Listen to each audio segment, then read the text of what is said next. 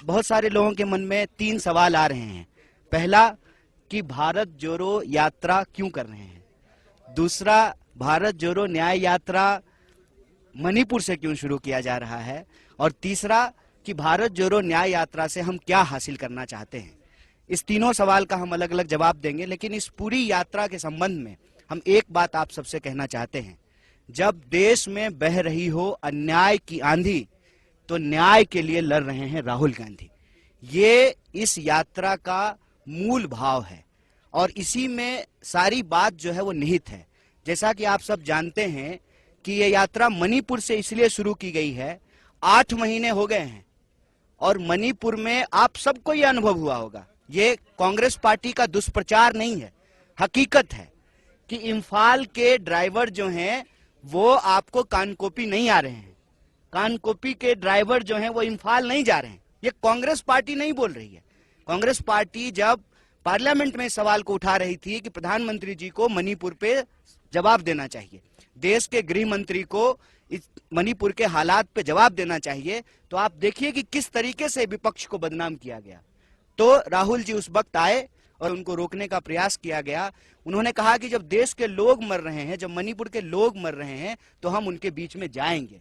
इसीलिए कल भी उन्होंने कहा कि हम मणिपुर इसलिए आए हैं कि हम मणिपुर के अपने भाई और बहनों का आंसू पोंछना चाहते हैं। हम यहाँ पर जो हिंसा की स्थिति है, जो बंटवारा है, उसको समाप्त करके शांति स्थापित करना चाहते हैं। इसलिए भारत जोड़ो न्याय यात्रा की शुरुआत मणिपुर से की गई है।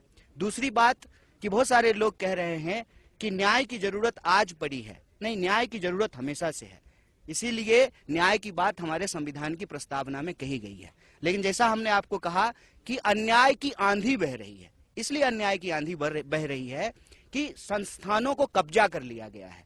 अगर मीडिया में सवाल नहीं उठाए जाएंगे लोगों के ऊपर होने वाले अन्याय पर, अत्याचार पर, आप सोचिए मणिपुर में अत्याचार हो रहा है, अन्याय हो रहा है, और प्रधानमंत्री जी एक बार मणिपुर का नाम लिए हैं कि रोज जिस तरीके से इंस्टीट्यूशन आज की तारीख में न्याय डिलीवर करने में अक्षम होते जा रहे हैं, ऐसी परिस्थिति में न्याय की आवाज को बुलंद करना जरूरी है अन्याय के खिलाफ।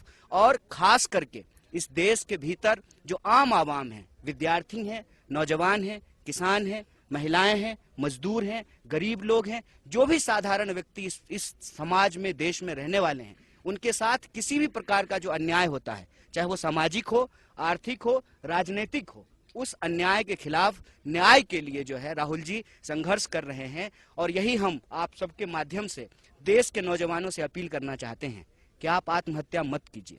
देश के किसानों से अपील करना चाहते हैं कि आप आत्महत्या मत कीजिए।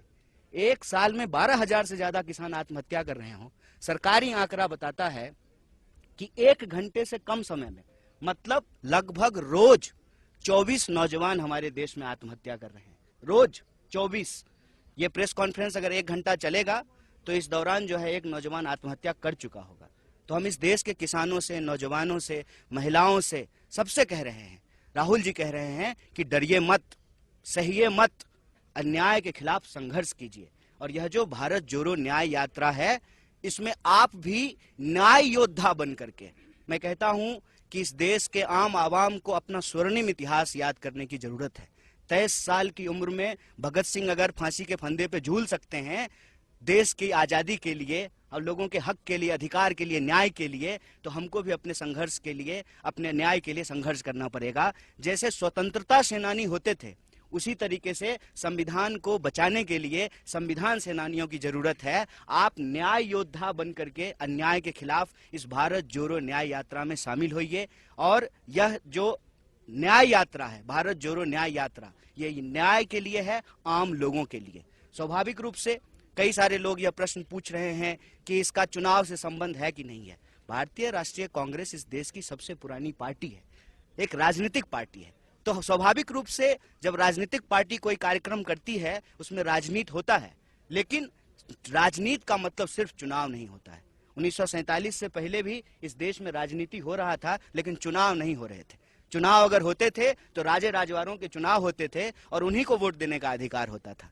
इसीलिए हर चीज को सिर्फ चुनावी चश्मे से नहीं देखना है। यह जो राहुल जी की तपस्या है, यह तपस्या इसलिए है कि अन्याय जब देश में हो रहा हो और चुप्पी साध लिया हो लोगों ने, संस्थाएं जब न्याय डिलीवर ना कर रही हो, उसमें वो न्याय की मुखर आवाज बनकर के संघर्ष कर रहे हैं। तो आप सबके माध्यम से देश के नौजवानों, किसानों, तमाम आम आवाम को यह आग्रह करते हैं कि आप भी न्याय योद्धा बन करके इस न्याय यात्रा में शामिल होइए। यह यात्रा आने वाले दिनों में विभिन्न राज्यों से गुजरते हुए मुंबई पहुंच रही है, और मुंबई तक हम इस यात्रा को इसलिए लेकर के जा रहे हैं कि भारतीय राष्ट्रीय कांग्रेस की स्थापना मुंबई में हुई थी। इस देश को आजादी दिलाया है भारतीय राष्ट्रीय कांग्रेस ने। इस देश के संविधान को, लोकतंत्र को, अन्याय के खिलाफ न्याय की स्थापना को कांग्रेस पार्टी लेकर के चलेगी। इसी उद्देश्य के साथ यह यात्रा चल रही है। आप सब भी बड़ी दूर से आए हैं, तमाम कनेक्टिविटी की इशूज को झेल करके आए हैं, तमाम तरह के प्रॉब्लम आपको हो रहे होंगे, लेकिन आप सब आए हैं, इस यात्रा में शामिल हुए हैं। इसलिए हम पार्टी की तरफ से